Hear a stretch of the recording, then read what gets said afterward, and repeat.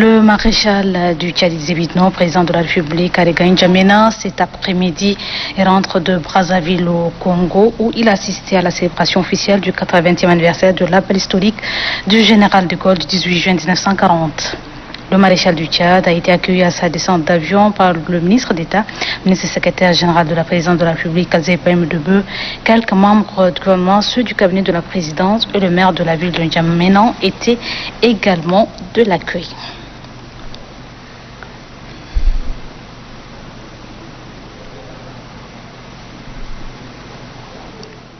Le maréchal du Tchad, Idriss Déby Itno, il sépare notamment le président Antoine Tshisekedi de la RDC, Faustin Archange Touadéra de la RCA et bien évidemment Denis Sassou Nguesso de la République du Congo, pays hôte, était présent ce mardi matin au palais des congrès de la capitale congolaise pour commémorer les 80 ans du manifeste de Brazzaville.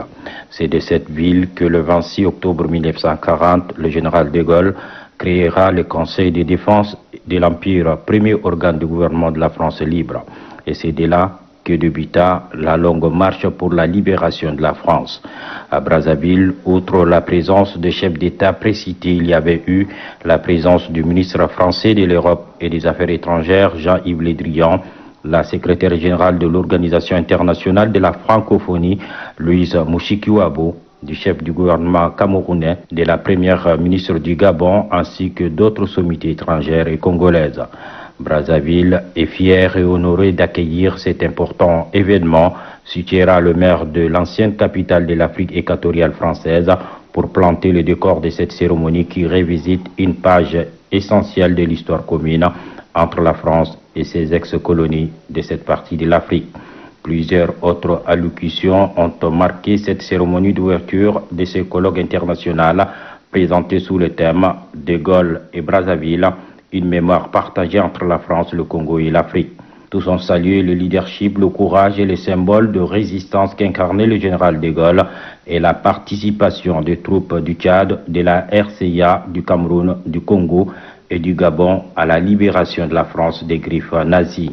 Pour Louis Mushikiwabo, secrétaire général de l'OIF, ce colloque de Brazzaville est au cœur d'une histoire qui n'est pas souvent racontée. 80 ans après, il faut remédier à cet oubli, lance en écho le ministre français des Affaires étrangères, Jean-Yves Le Drian. Le président Antoine Tshisekedi et Faustin Archange Touadéra évoquent une histoire commune, une mémoire partagée et un destin commun qui perpétue le fort lien entre la France et ses ex-colonies. Très applaudi, le maréchal du Tchad a salué l'organisation de cet événement de grande portée et a rappelé la nécessité pour la France de construire une stèle pour immortaliser l'acte exemplaire de solidarité humaine posé par les Africains. Pour le président de la République, Idriss Déby Itno, la justice et la vérité, c'est aussi une exigence de mémoire partagée. En lançant les travaux du colloque international de Brazzaville, le chef de l'État congolais, Denis Sassou Nguesso, note qu'il est temps de réparer le tort fait à l'Afrique. Grande oubliée de commémoration des événements liés à la Seconde Guerre mondiale, l'Afrique doit être entendue et non marginalisée. Il plaide pour une Afrique membre à part entière du Conseil de sécurité des Nations Unies avec un droit de vote.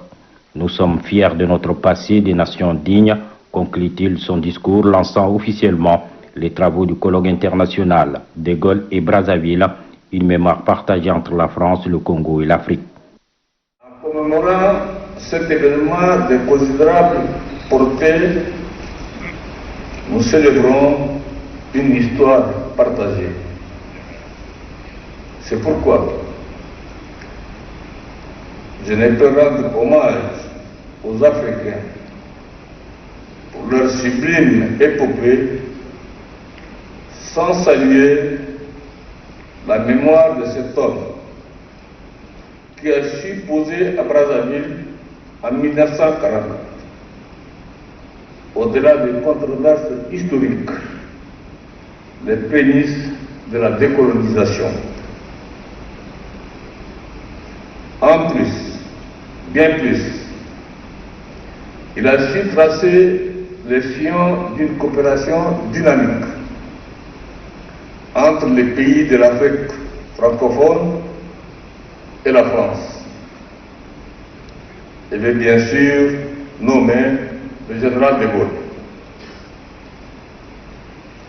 Cette histoire commune qui nous ressemble aujourd'hui dans cette cité que de Gaulle lui-même appelait à juste raison le refuge de l'honneur et de l'indépendance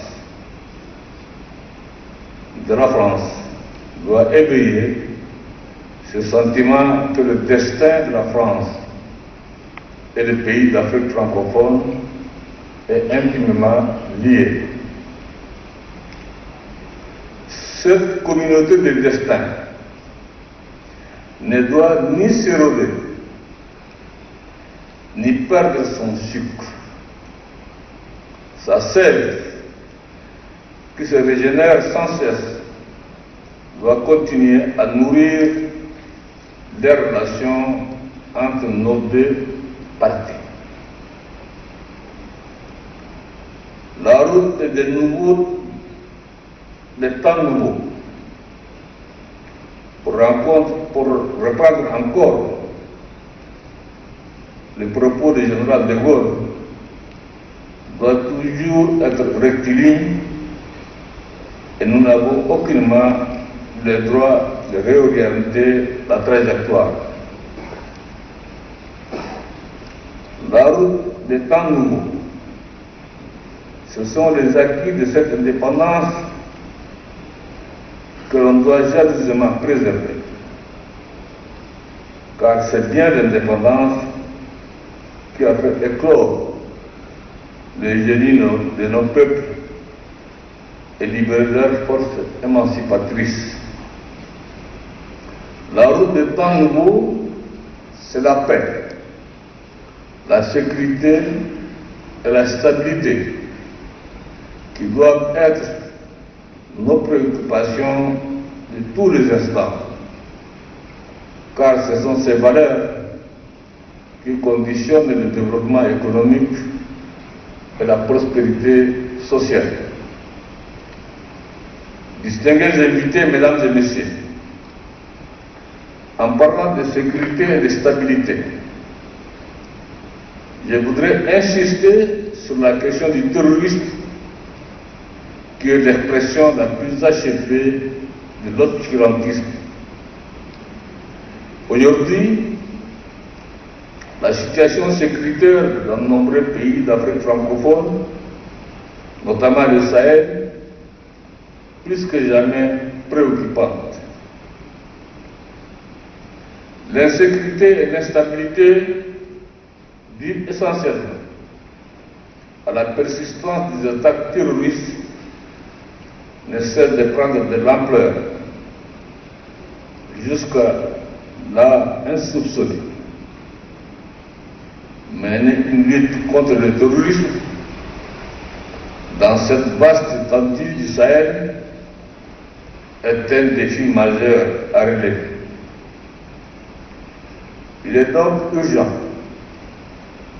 de mettre l'accent sur une conjugaison d'efforts et de moyens entre nos États et la France, en intégrant les variables liées à nos avantages comparatifs.